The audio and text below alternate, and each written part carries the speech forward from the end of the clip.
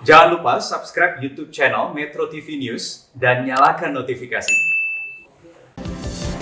Iya, pemirsa, Anda masih menyaksikan Newsline. Di segmen Inspirasi Newsline kali ini kami hadirkan informasi tim peneliti dari Universitas Negeri Surabaya yang meluncurkan kamus digital Signalong untuk membantu anak tunarungu, tunagrahita, autis maupun anak-anak yang berkebutuhan khusus. Dan kita lihat sama-sama ya pemirsa, ini kamus yang diklaim menjadi yang pertama di Indonesia ini. Hasil kerjasama antara UNESA, Kemendikbud, dan Open University United Kingdom. Kamus Signalong berbasis pada komunikasi atau hanya memproduksi bahasa isyarat yang menggunakan keyword atau kata kunci. Sehingga Signalong cukup menggunakan satu kata kunci dalam satu kalimat. Saat ini di kamus Signalong baru menyediakan 600 kata sesuai dengan tema yang ada dan akan terus dikembangkan. Tim peneliti sudah mengembangkan 150 kata yang dikaitkan dengan perguruan tinggi seperti skripsi, artikel, dan lainnya.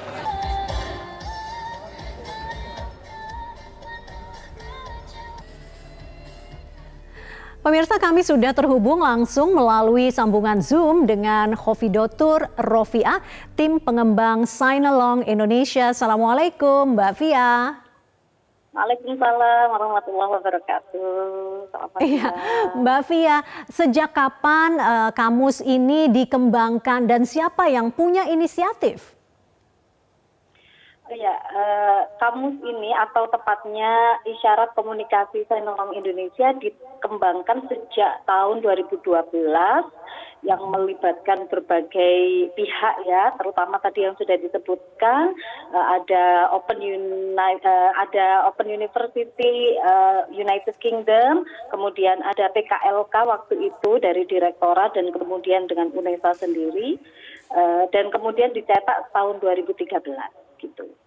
Oke, kenapa saat itu dibutuhkan sebuah kamus seperti ini? Apakah memang tidak ada alternatif lainnya atau bagaimana? Apa yang mendasari? Ya, sebenarnya kami ingin mendukung program pendidikan inklusif di Indonesia, jadi melibatkan semua anak dengan berbagai disabilitas di dalam kelas yang sama, di dalam sistem pendidikan yang sama, dan kemudian butuh media untuk komunikasi. Nah, saya tekankan bahwasannya Signalong Indonesia ini tidak diperuntukkan untuk teman-teman dari komunitas tuli ya, yang sudah punya tentunya Bisindo dan Sibi gitu. Tetapi ini merupakan keyword signing system atau sistem isyarat berbasis kata kunci yang merupakan salah satu jenis yang namanya komunikasi augmentatif dan alternatif yang dikhususkan untuk mereka yang punya hambatan komunikasi, ada autisme, ada disabilitas intelektual dan lain-lain. Mbak Fia, tadi Anda mengatakan soal kata kunci. Nah, kamus berbasis kata kunci bahasa isyarat untuk satu kalimat itu seperti apa ya? Ya, misalnya di dalam sebuah percakapan, seseorang ingin menyampaikan sesuatu yang kemudian ada kalimat di dalamnya. Nah, ketika misalnya kita berbicara bahasa isyarat yang sudah ada, misalnya Sibi dan Signalong yang khusus untuk mereka teman tuli, itu kan semua kata diisyaratkan di dalam sebuah kalimat. Tetapi keyword signing system ini, yang dalam hal ini adalah Signalong Indonesia, cukup mengisyaratkan satu kata yang menjadi kata kunci dalam sebuah kalimat tersebut. Mbak Fia, berikan kami contohnya Mbak, seperti apa Mbak?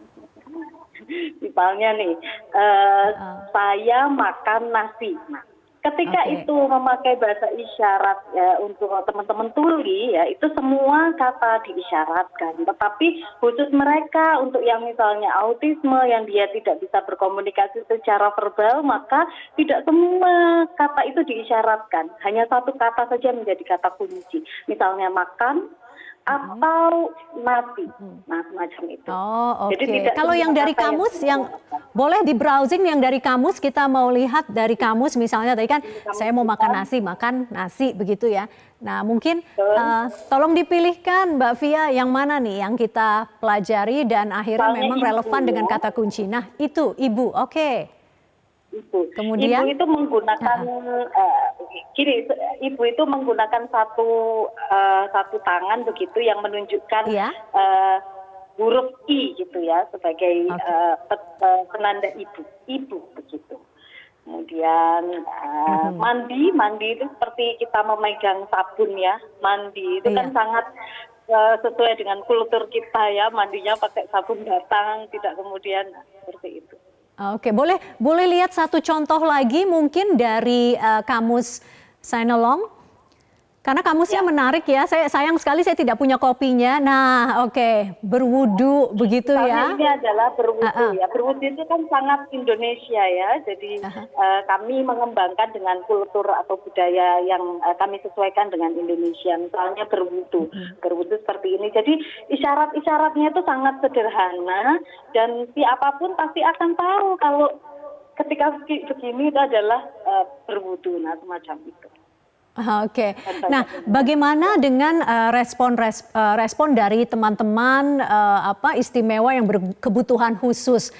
Sejauh mana mereka merasa sangat terbantu dengan kamus Sinalong ini? Ya, jadi sejak tahun 2013 ini sudah diuji coba ke beberapa sekolah ya, sekolah inklusif tentunya. Nah, yang paling khusus itu adalah sekolah Galuh Handayani dengan Pak Pras sebagai kepala yayasan gitu. Jadi ini dipakai secara terus-menerus sehingga bisa menjadi jembatan bagi mereka yang berkebutuhan khusus dan yang tidak berkebutuhan khusus di sekolah inklusif untuk bisa memahami arti percakapan atau bisa memahami makna yang akan diucapkan dalam sebuah percakapan. Berarti kamus ini bisa digunakan kedua belah pihak ya, untuk yang berkebutuhan khusus maupun pihak yang ingin berkomunikasi. Betul, Oke. betul. Dan ini sudah diuji coba beberapa kali di beberapa wilayah begitu ya. Tidak hanya di Jawa, ada di Bali, ada di Riau, dan lain sebagainya begitu. Maksudnya diuji coba itu seperti apa? Apa catatan apa saja yang akan jadi perhatian pada saat uji coba itu dilakukan, Mbak Via? Ya, jadi ini dikembangkan. Kami tidak hanya sendiri mengembangkan ini, tapi kami melibatkan teman-teman guru-guru SLB di 16 provinsi ya, sehingga itu representasi bahasa dan kemudian aturan bahasa di setiap provinsi itu sendiri. Nah, kemudian setelah dikembangkan, kemudian kita uji coba. Nah, uji coba itu kita datang ke sekolah, kemudian memberikan pelatihan, kemudian mengontrol ya kapan itu digunakan atau seperti apa, dan kemudian kita ambil beberapa riset gitu ya terkait dengan efektivitasnya di lapangan begitu. Oke, nah kalau misalnya ingin mengembangkan lebih jauh agar lebih banyak pihak yang bisa mendapatkan manfaat dari kamus Sinalong ini begitu ya, apa perubahan yang paling utama yang akan Anda dan tim lakukan, Mbak Via? Ya, tentu yang paling mendasar karena ini kan adaptasi dari Inggris ya, tentu yang paling dasar adalah bahasa, keragaman berbahasa dan juga ada kaitannya dengan kultur itu sendiri. Seperti di Inggris kan jarang sekali ya wudu dan lain-lain itu disampaikan, tetapi itu akan sangat budaya Indonesia sekali ketika itu kita angkat sebagai beberapa kata isyarat di sini gitu. Nah, kemudian mungkin ke depan kami akan berkolaborasi dengan teman-teman dari komunitas tuli yang dia punya bahasa isyarat yang sudah digunakan, sehingga kita bisa belajar dari mereka kemudian merangkumnya menjadi kamus tertentu begitu, kamus Sinalong Indonesia begitu. Baik, Mbak Khofidatur Rofiah dari tim pengembang Sinalong Indonesia. Terima kasih sudah berbagi inspirasi untuk kami di Newsline hari ini. Selamat beraktivitas kembali, Mbak Via. Terima kasih, ya, selamat beraktivitas.